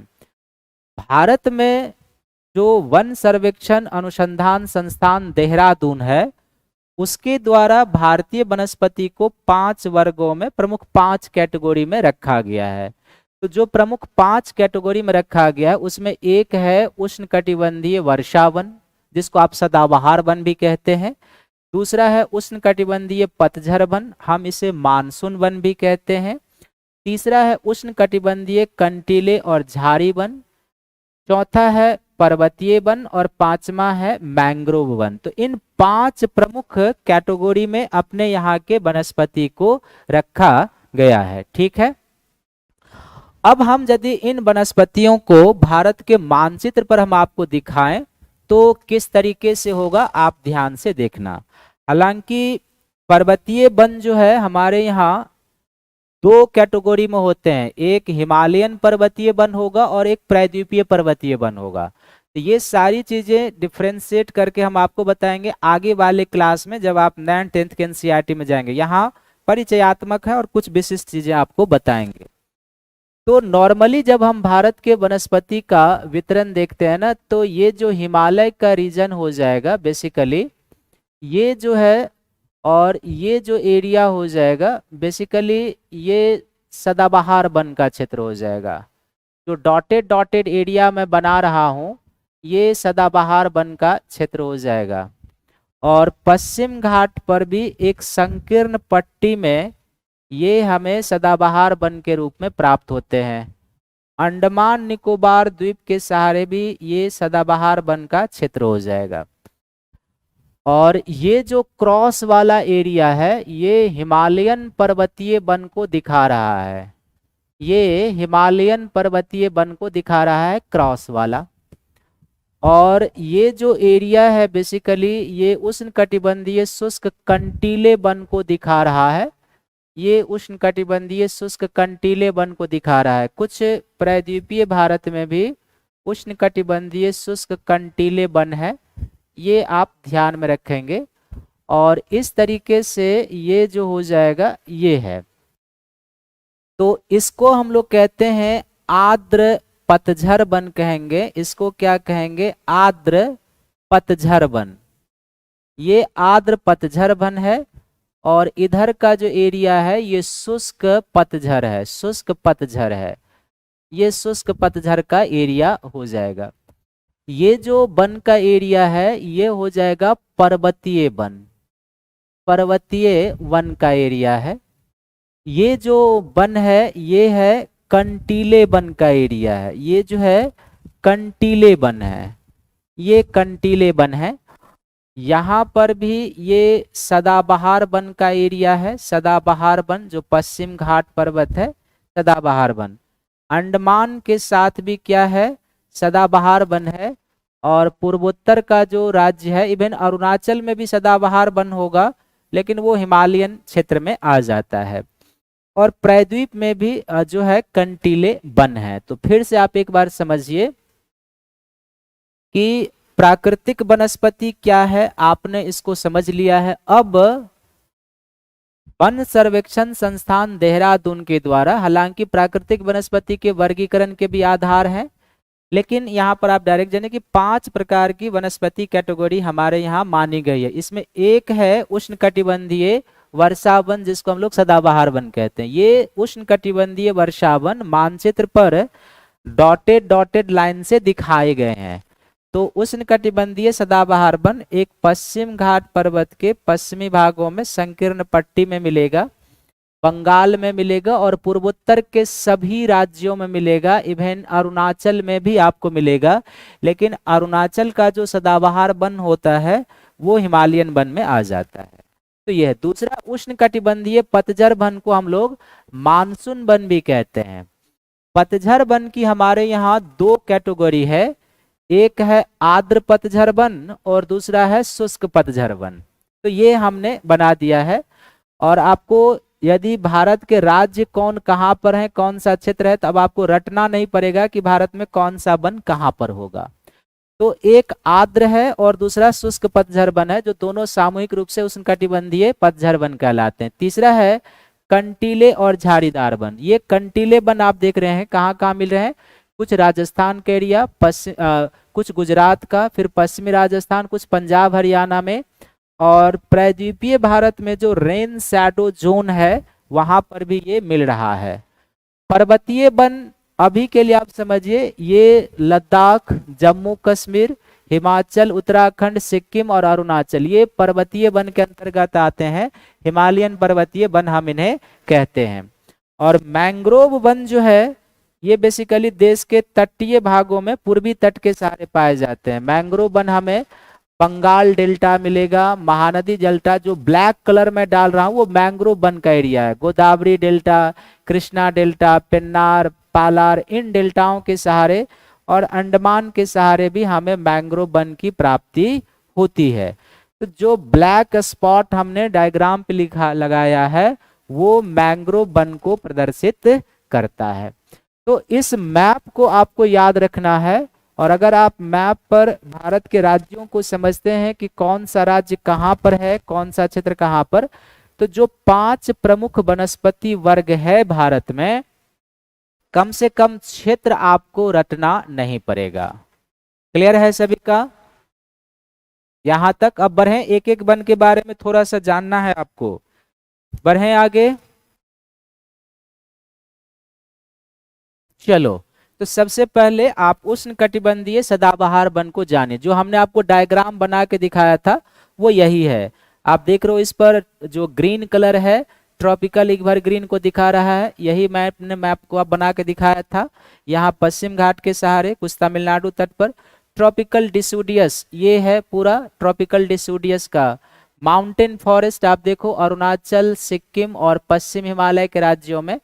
फिर जो है सो एक मैंग्रोव फॉरेस्ट का एरिया है और ट्रॉपिकल थॉर्नी। तो मैंग्रोव फॉरेस्ट एक Sundarban delta, Mahanadi delta, Godavari Krishna delta, Pennar Palar delta और ट्रॉपिकल थॉर्नी ये रेन शैडो जोन, और ये एरिया हो जाएगा ट्रॉपिकल थॉर्नी का। ये मेन 5 वेजिटेशन है। दिमाग में इस डायग्राम को बिल्कुल एडजस्ट कर लेना है, बिल्कुल, तो आपके वनस्पति से कोई भी प्रश्न गलत नहीं होंगे। आइए अब एक एक वन के बारे में हम लोग जानते हैं। सबसे पहले है उष्णकटिबंधीय सदाबहार वन। तो अभी आपको बताया कि उष्णकटिबंधीय सदाबहार वन जो है हमारे यहाँ कहाँ कहाँ पाए जाते हैं। तो एक अंडमान निकोबार द्वीप के सहारे, एक कुछ तटीय उड़ीसा और बंगाल और पूर्वोत्तर में सभी राज्यों में ये पाए जाते हैं सदाबहार वन, सभी राज्यों में। पश्चिम घाट के सहारे एक संकीर्ण पट्टी में पाए जाते हैं। ये बिल्कुल इस तरीके के वन होते हैं। तो सदाबहार वन जो होते हैं ना, हालांकि इनकी भी 2 कैटेगरी होती है। आप अब ये समझो कि ये ऐसे क्षेत्रों में पाए जाते हैं जहां औसत वार्षिक वर्षा 150 सेंटीमीटर से अधिक होती है। ठीक है। सदाबहार वन की 2 कैटेगरी होती है, एक होती है आर्द्र सदाबहार और एक होती है शुष्क सदाबहार। तो आर्द्र सदाबहार ऐसे क्षेत्रों में मिलेगा जहां 200 सेंटीमीटर से अधिक वर्षा होती है, और शुष्क सदाबहार ऐसे क्षेत्रों में आपको मिलेगा जहां पर 150 से 200 सेंटीमीटर के बीच वर्षा होती है। तो इसलिए हमने लिख दिया है कि 150 सेंटीमीटर से अधिक वर्षा वाले क्षेत्रों में जो शुष्क सदाबहार है वो आपको मिलना शुरू हो जाए। यानी हाई रेनफॉल रीजन आप याद रख सकते हो, जो अत्यधिक वर्षा वाला क्षेत्र है वहां पर, अत्यधिक वर्षा वाला क्षेत्र में पहला। दूसरा आपको इसमें यह याद रखना है कि ये जो सदाबहार वन है भारत के किन किन रीजन में पाए जाते हैं।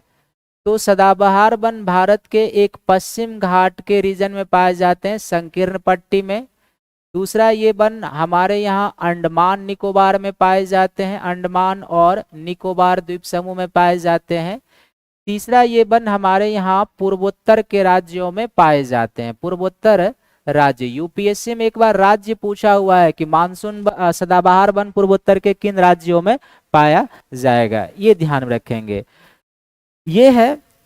अब है कि इस वन में जो प्रमुख वृक्ष पाया जाता है वो कौन सा है। तो इसमें एनी के वृक्ष पाए जाते हैं, इसमें एबोनी का वृक्ष पाया जाता है, इसमें महोगनी का वृक्ष पाया जाता है, एनी, एबोनी, महोगनी।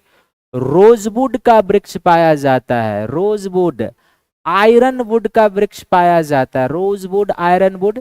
ये सभी सदाबहार वन में पाए जाने वाले प्रमुख वृक्ष हैं।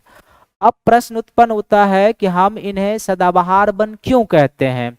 तो हम इन्हें सदाबहार वन इसलिए कहते हैं क्योंकि इस वन में पाए जाने वाले जो वृक्ष होते हैं वो प्रत्येक वृक्ष अपनी पत्तियां अलग अलग समय में गिराते हैं। यानी कि कोई वन वृक्ष की पत्तियां अभी गिरा रहा है तो कोई वृक्ष अपनी पत्तियां 1 महीने बाद गिराएगा। तो चूंकि इस वन में पाए जाने वाले वृक्ष अपनी पत्तियां अलग अलग समय में गिराते हैं, इसलिए वन हमेशा हरे भरे होते हैं, इसलिए हम इन्हें सदाबहार वन कहते हैं। ठीक है। और ये जो सदाबहार वन होते हैं इसकी देख रहे हैं बिल्कुल सघन छत्रक वाले वन होते हैं, ये काफी डेंस कैनोपी वाले वन होते हैं। सघन छत्रक इनका होता है, डेंस कैनोपी कहते हैं। यानी कि इस वन में जो पाए जाने वाले वृक्ष होते हैं ना वो उनकी पत्तियां काफी चौड़ी होती है और वाइड लीफ होने के कारण क्या होता है कि सौर प्रकाश धरातल तक नहीं आ पाता है, इसलिए सौर प्रकाश को प्राप्त करने के लिए इस वन में वृक्ष में प्रतिस्पर्धाएं होती है और इसलिए वनस्पति के कई लेयर बनते हैं। एक झाड़ी का लेयर, उससे ऊपर एक वृक्ष का लेयर, उससे ऊपर लेयर, उससे, यानी कम से कम 4-5 लेयर बनते हैं और टॉप लेयर पर आपको 60 मीटर तक की ऊंचाई वाले वृक्ष मिलेंगे। काफी डेंस कैनोपी वाले होते हैं ये वन। तो इतना आपको याद रखना है, वर्षा, एरिया, वृक्ष और जो विशेषताएं बताए हैं वो आपको उष्णकटिबंधीय वर्षा वन के बारे में याद रखना है। नेक्स्ट जो वन है वो है उष्णकटिबंधीय पतझड़ वन, या इसी को अपने यहाँ क्या कहा जाता है, मॉनसून वन कहते हैं, मॉनसून वन। तो पतझड़ वन की भी क्या है ना 2 कैटेगरी है, जैसे पिछले डायग्राम पे आपको बताया था। एक है आर्द्र पतझड़ और दूसरा जो है वो क्या है, शुष्क पतझड़। आर्द्र पतझड़ अपने यहाँ पाया जाता है ऐसे क्षेत्रों में जो 100 सेंटीमीटर से लेके 150 सेंटीमीटर वर्षा का क्षेत्र है, और शुष्क पाया जाता है 75 सेंटीमीटर से लेके 100 सेंटीमीटर वर्षा वाले क्षेत्रों में। तो ये इसका कंडीशन है, ये आगे जब आप जाएंगे तो आगे की चीजें मैं आपको बता रहा हूं, ये छठे के एनसीईआरटी में नहीं है, ये ध्यान में रखेंगे। तो जो उष्णकटिबंधीय पतझड़ वन है हम इसे मानसून वन भी कहते हैं। और पतझड़ वन जो है 2 प्रकार का होता है, एक आर्द्र पतझड़ और एक शुष्क पतझड़।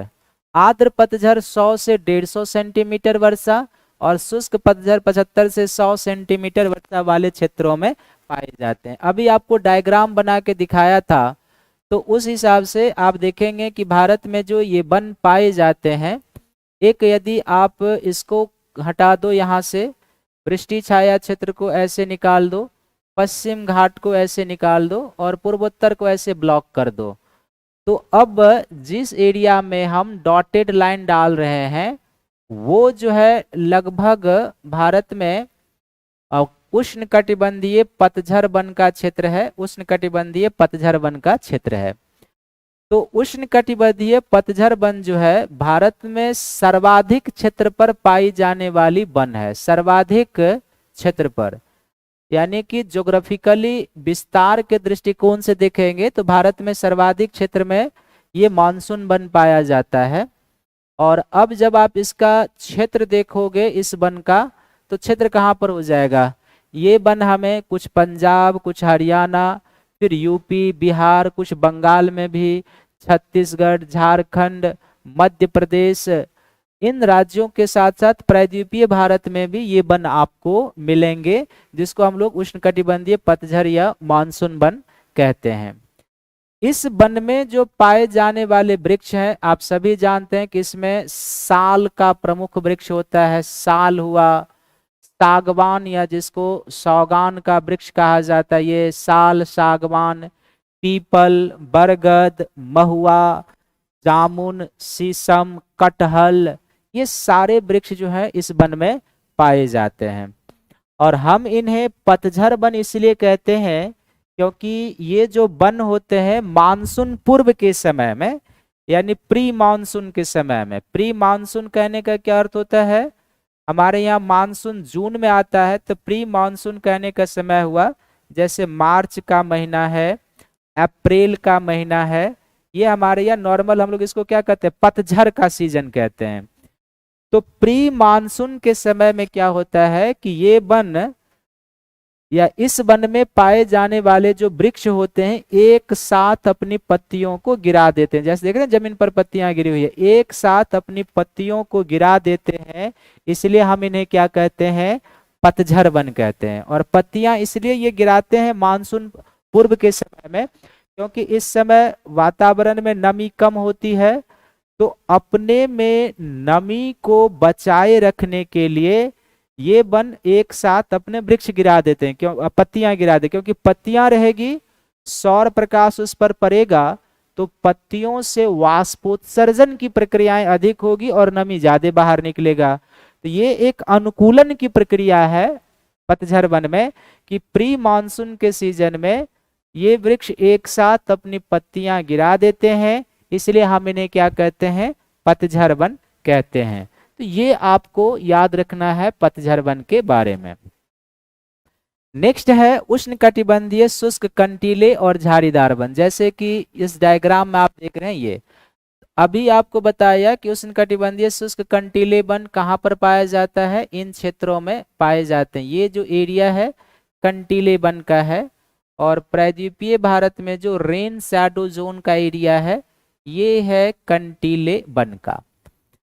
तो उष्णकटिबंधीय कंटीले वन मेनली वहां पाए जाते हैं जहां पर औसत वार्षिक वर्षा 50 सेंटीमीटर या उससे कम है, यहाँ पर ये वन पाए जाते हैं। और भारत में ये वन कहाँ पर पाए जाएंगे, क्षेत्र कौन कौन सा हो जाएगा कंटीले वन का, तो एक ये वन पाए जाते हैं पश्चिमी राजस्थान में। कहाँ पर पाए जाएंगे, पश्चिमी राजस्थान में। पश्चिमी राजस्थान के साथ साथ जो गुजरात का तटीय प्रदेश है गुजरात में पाया जाएगा। कुछ ये पंजाब और हरियाणा का जो क्षेत्र है वहां पर भी ये वन पाए जाते हैं, दक्षिणी पंजाब और दक्षिणी हरियाणा। और जो प्रायद्वीपीय भारत है, पेनिनसुलर इंडिया है, प्रायद्वीपीय भारत के वृष्टि छाया क्षेत्र में पाए जाते हैं। कहाँ पर पाए जाते हैं, वृष्टि छाया क्षेत्र, रेन शैडो जोन में पाए जाते हैं, ये क्षेत्र है। और ये जो वन होते हैं उष्णकटिबंधीय शुष्क कंटीले वन, इस वन में वृक्ष कौन कौन से पाए जाते हैं, जैसे आप नीम देखोगे, बेर देखोगे, बबूल देखोगे, फिर जो कैक्टस का वृक्ष होता है वो आप देखो, फिर इसमें जो खैर का वृक्ष होता है, ये एक कैर का भी वृक्ष होता है, इस तरीके से जो खजूर का वृक्ष होता है, ये सारे इस वन में पाए जाने वाले वृक्ष होते हैं। और ये जो वृक्ष होते हैं उष्णकटिबंधीय शुष्क कंटीले वन में पाए जाने वाले वृक्ष, इस वृक्ष की या यहाँ पर जो पाए जाने वाले इनकी विशेषताएं कई सारी है, लेकिन यहाँ पर दो विशेषताएं आपको याद रखने हैं और वो विशेषताएं क्या याद रखनी है कि इस वन में जो पाए जाने वाले वृक्ष होते हैं इनकी पत्तियां कांटेदार होती है, छोटे भी होते हैं और कांटेदार। इनकी जो पत्तियां छोटे और कांटेदार होती है ये बेसिकली यहाँ की जो जलवायु दशाएं होती है, शुष्क जलवायु दशाएं, उसके अनुकूल है। पत्तियां छोटी हो, कांटेदार हो तो ये वाष्पोत्सर्जन की प्रक्रिया को अवरुद्ध करते हैं, ठीक ना, वाष्पोत्सर्जन की प्रक्रिया को अवरुद्ध करते हैं, ये है। और दूसरा कि इस वृक्ष की जो जड़ें होती है वो काफी लंबी होती है। जड़ें इसलिए लंबी होती है क्योंकि मृदा में अंदर जाकर ये नमी को प्राप्त कर सके, ये अनुकूलन का कंडीशन है इन वनों में। और तीसरा कि कुछ वृक्ष ऐसे भी होते हैं जिनके तने कहें आप या पत्ती कहें स्पंजी होते हैं, गद्देदार होते हैं, जैसे कैक्टस। कैक्टस का जो वृक्ष होता है वो क्या होता है, आप देखेंगे कि उसके स्पंज तने में एकदम स्पंज जैसा होता है और पानी उसमें भरा होता है।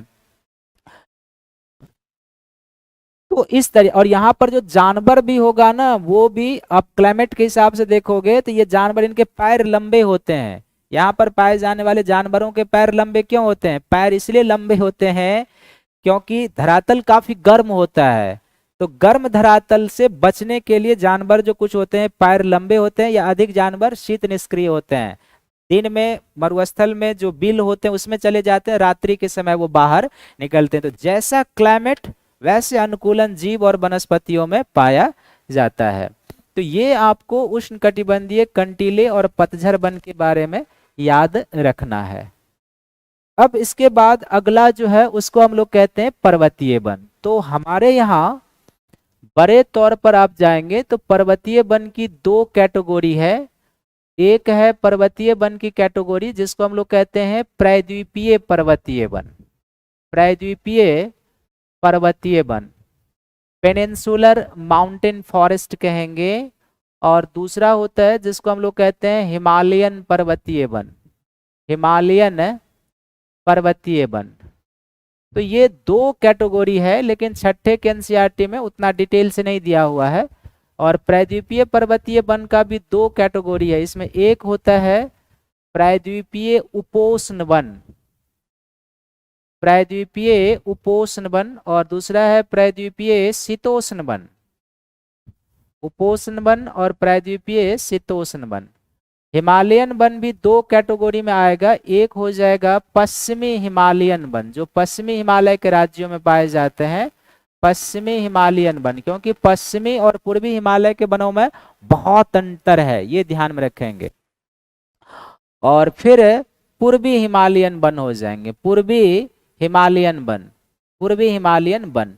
लेकिन अभी आपको केवल हिमालयन वन के संदर्भ में समझना है, क्योंकि हिमालयन वन जो एरिया है, अभी हमने आपको बताया कि ये जो इस डायग्राम में हम डॉटेड डॉटेड रीजन डाल रहे हैं, ये हिमालयन वन को इंडिकेट कर रहा है, ये हिमालयन वन का एरिया है। तो चूंकि पर्वत की जो जलवायु होती है ऊंचाई के साथ क्या होता है, चेंज होते रहता है। वर्षा का पैटर्न चेंज होता है, ताप की दशाएं चेंज होती है, नमी की दशाएं चेंज होती है, सॉइल की क्वालिटी चेंज होती है। इसलिए पर्वतीय क्षेत्रों में ऊंचाई बढ़ने के साथ क्या होता है, वनस्पति के डेंसिटी यानी उसका घनत्व, उसके डाइवर्सिफिकेशन, इन सबों में अंतर आना शुरू हो जाता है। पश्चिमी उत्तर प्रदेश में ही बबूल के पेड़ इसलिए उगते हैं क्योंकि क्लाइमेट उस तरीके का है ना, वर्षा उतनी ही होती है, ठीक ना। तो पश्चिमी हिमालय में भी क्या है कि खासकर जो 1500 मीटर, ये मैं छठे के एनसीईआरटी के अकॉर्डिंग बता रहा हूं, 1500 मीटर से लेके 2500 मीटर की ऊंचाई के मध्य, 2500 मीटर की ऊंचाई के मध्य जो वन पाया जाता है, ऊंचाई के मध्य, तो हिमालय के क्षेत्रों में 1500 से 2500 मीटर की ऊंचाई के मध्य जो वन पाया जाता है, पश्चिमी हिमालय में आएगा दो संघ शासित प्रदेश, लद्दाख और जम्मू कश्मीर, और राज्य के हिसाब से उत्तराखंड और हिमाचल। और पूर्वी हिमालय में यदि प्रॉपर हिमालय को लेंगे तो अरुणाचल प्रदेश आएगा, ये याद रखेंगे। और सिक्किम और पश्चिम बंगाल का कुछ एरिया पूर्वी हिमालय में। पूर्वी हिमालय में 3 स्टेट, सिक्किम, पश्चिम बंगाल और अरुणाचल। जबकि पश्चिमी हिमालय में जम्मू कश्मीर और लद्दाख संघ शासित प्रदेश, हिमाचल और उत्तराखंड जो हो जाएंगे वो क्या हो जाएंगे,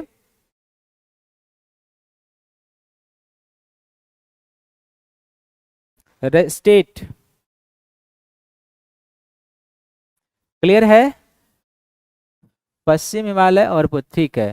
तो ये जो 1500 से 2500 मीटर की ऊंचाई के मध्य जो वन पाए जाते हैं हिमालय में, इसको हम लोग क्या कहते हैं, इसको शंकुधारी वन कहा जाता है। कौन सा वन कहते हैं? शंकुधारी वन।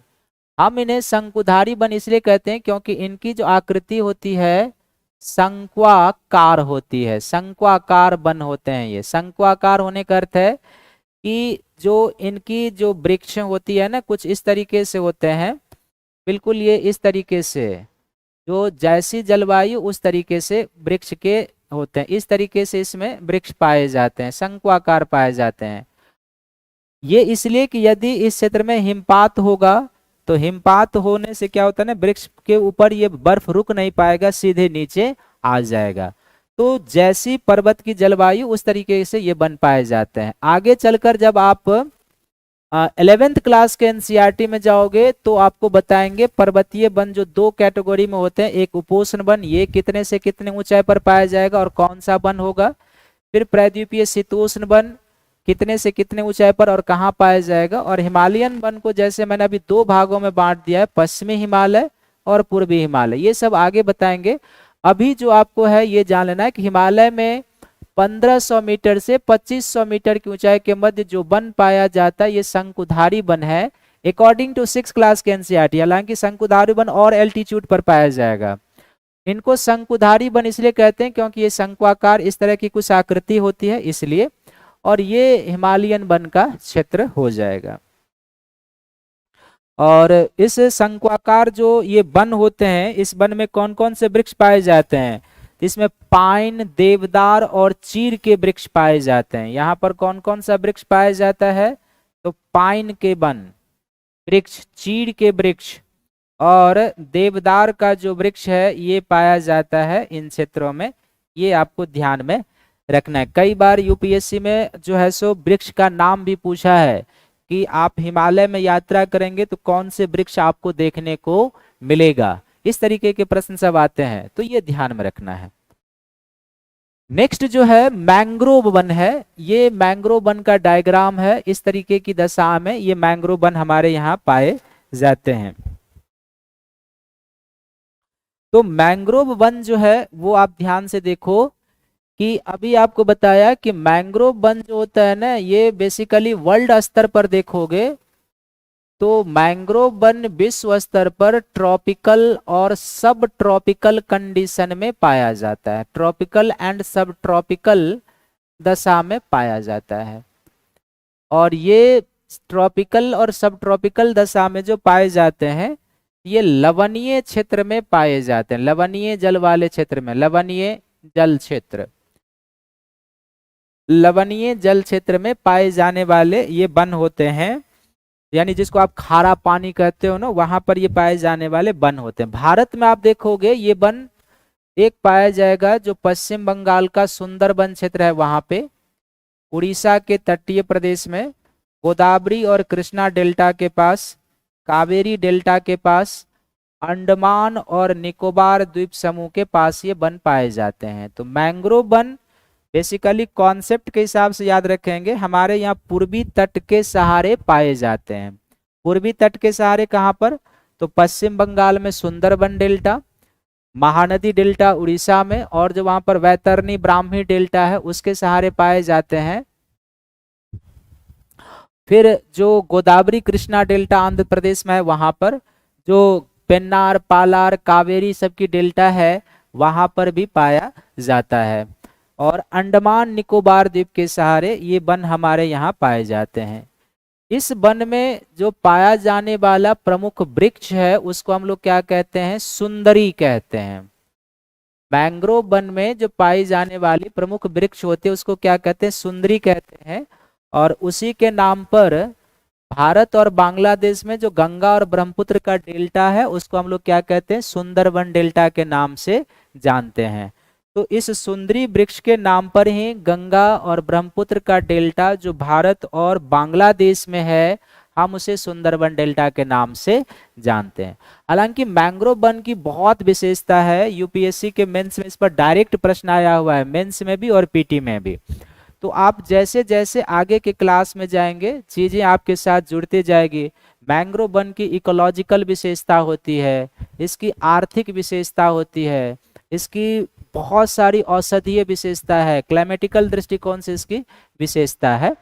तो ये आप याद रखेंगे। ये भी प्रश्न आपसे हो सकता है कि मैंग्रोव वन हमारे यहाँ पूर्वी तट के सहारे ही क्यों पाया जाता है, पश्चिमी तट के सहारे क्यों नहीं पाया जाता है। तो वनस्पति के बारे में जो बताया वो सभी का क्लियर है, इसमें कोई डाउट तो अब आप पूछ सकते हैं। जो पांचों प्रकार की वनस्पति मैंने आपको बताया है, इसमें कोई डाउट तो आप पूछ सकते हैं। रजनीश जी गुड इवनिंग। किसी को वनस्पति के संदर्भ में कुछ पूछना है तो पूछ सकते हैं।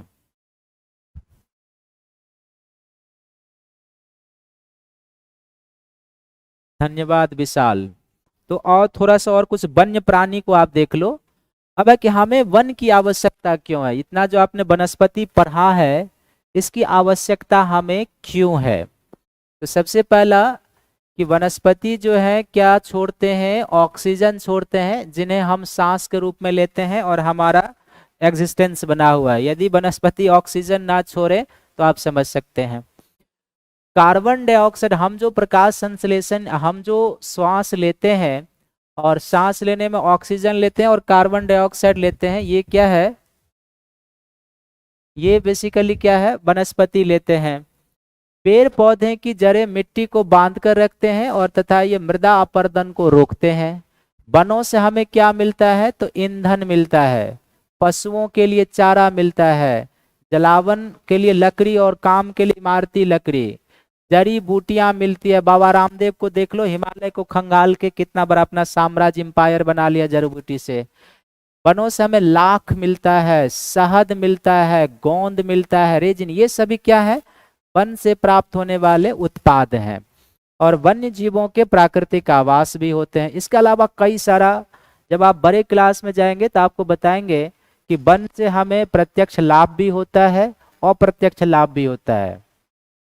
तो और इसके अलावा जैसे मौसम के परिमार्जन में वन सहायक होते हैं, आदिवासियों के लिए ये आवास देते हैं।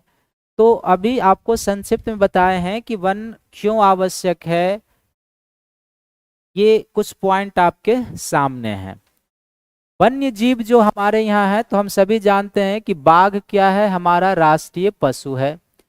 गुजरात के गिर वन में एशियाई शेर का निवास है। देखो ये जो पॉइंट है ना, यूपीएससी में डायरेक्ट पूछता है, डायरेक्ट पूछे भी हुए और डायरेक्ट पूछता है कि गुजरात के गिर वन में एशियाई शेर का निवास है। हाथी तथा एक सिंग वाले गैंडे कहाँ पर पाए जाते हैं, असम और पश्चिम बंगाल में। दलदलीय प्राणी होते हैं तो ये हमें मिलते हैं यहाँ पे। हाथी केरल और कर्नाटक में भी। जंगली गधा, इस पर यूपीएससी में पूछा हुआ है, कच्छ के रण में पाया जाता है। जंगली गधा पूछा हुआ प्रश्न कि भारत में जंगली गधों का एकमात्र अभ्यारण्य कहाँ पर है, तो जंगली गधों का एकमात्र अभ्यारण्य जो है सो गुजरात के कच्छ के रण में है। इसके अलावा जो जंगली बकरी है, हिम तेंदुआ है, भालू, ये हमें कहाँ पर मिलता है, हिमालय के क्षेत्र में। मोर हमारा राष्ट्रीय पक्षी है, सभी को पता है। तो इससे प्रश्न बनते हैं, याद रखेंगे। गिरवन एशियाई शेर के लिए है, हाथी और राइनो असम और पश्चिम बंगाल में, हाथी केरल और कर्नाटक में भी, जंगली गधा कच्छ के रण में, जंगली बकरी, हिम तेंदुआ और भालू हिमालय क्षेत्र में, मोर हमारा राष्ट्रीय पशु है। फिर मेनली जो है वनों को काटने के कारण, जानवरों के शिकार के कारण वन्य जीव क्या है, विलुप्तीकरण के कगार पर है। हालांकि आप जब पढ़ेंगे आगे वाले क्लास में तो आपको पता चल जाए। रेजिन क्या होता है, इतना भी नहीं पता है क्या।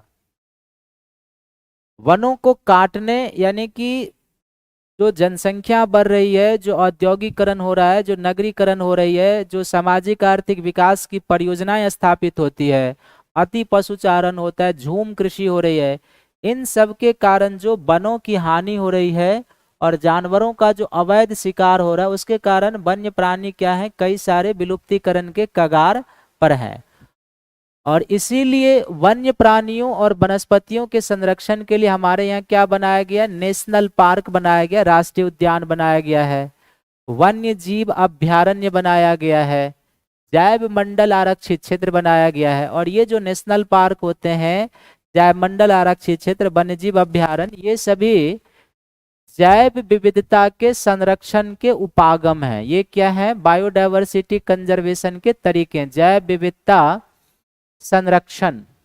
तो बायोडायवर्सिटी संरक्षण के क्या है, ये उपागम है या तरीके हैं। और जैव विविधता संरक्षण के ये क्या उपागम है, इसको हम लोग कहते हैं स्वस्थाने उपागम। स्वस्थाने उपागम, इन सिटू कंजर्वेशन कहते हैं। स्वस्थाने उपागम क्या होता है, तो जब किसी वनस्पति को या प्राणी को या जंतु समुदाय को उसके प्राकृतिक आवास में ही संरक्षित किया जाता है, तो वो स्वस्थानीय संरक्षण है। तो नेशनल पार्क, वन्य जीव अभ्यारण्य, जैवमंडल आरक्षित क्षेत्र स्वस्थानीय संरक्षण का उदाहरण है। यूपीएससी में डायरेक्ट ये प्रश्न पूछा हुआ है कि इसमें से कौन स्वस्थानीय संरक्षण का उदाहरण है और कौन स्वस्थानीय संरक्षण का उदाहरण नहीं है। तो जब हम किसी प्राणी समुदाय को उसके प्राकृतिक आवास में ही संरक्षित करने का प्रयास करेंगे तो स्वस्थानीय संरक्षण। जैसे समझने के लिए कि रॉयल बंगाल टाइगर भारत में सुंदरबन डेल्टा में मिलता है, तो अगर उसे सुंदरबन डेल्टा में ही संरक्षित करने का प्रयास करेंगे तो वह स्वस्थानीय संरक्षण का उदाहरण होता है। शीत ऋतु में कई सारे प्रवासी पक्षी हमारे यहाँ आते हैं। इसमें एक पेलिकन है, साइबेरियन क्रेन है, स्टॉर्क है, फ्लेमिंगो है, पिनटेल बत्तख और कर्लियो, ये सभी जो है शीत ऋतु में हमारे यहाँ आते हैं। ये यूपीएससी में पूछा जा सकता है, मोस्ट बीबीआई है। इनमें से कौन भारत में शीत ऋतु में प्रवास करने के लिए आते हैं। साइबेरियन क्रेन का तो नाम आप जानते ही होंगे, लेकिन आप जान लीजिए पेलिकन भी आते हैं हमारे यहाँ, स्टोर्क भी आते हैं, फ्लैमिंगो भी आते हैं, पिनटेल बत्तख भी आते हैं और किरलियो भी भारत में शीत ऋतु में प्रवास करने के लिए आते हैं। तो ये देखो, अभी जो आप पढ़े हैं ना, इससे डायरेक्ट यूपीएससी में प्रश्न पूछा हुआ है पिछले वर्षों में कि जंगली गधा कहाँ पर मिलता है। जो मैंने बताया था कि जो हाथी राइनो कहाँ पर मिलेगा, ये सब डायरेक्ट पूछा हुआ है। इन सिटू कंजर्वेशन क्या होता है, एक्स सिटू कंजर्वेशन क्या होगा, इन सिटू कंजर्वेशन का इसमें उदाहरण कौन है, इस तरीके से पूछे जाते हैं।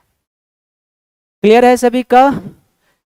6 क्लास का जो एनसीईआरटी है ये आज लगभग समाप्त हो चुका है। इसमें कुछ एमसीक्यू है जो आपको कराएंगे, लेकिन टॉपिक जो था वो लगभग कंप्लीट हो चुका है।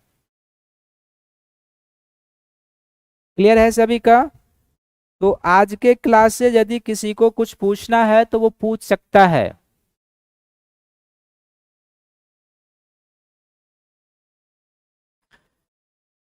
स्वच्छ पर्यावरण के लिए 33% क्षेत्र पर वन होना चाहिए। रेजिन जो है ना, क्षेत्र को नहीं कहते हैं, रेजिन क्षेत्र को नहीं कहते हैं, इतना कंफ्यूजन में मत रहो। रेजिन जो होता है,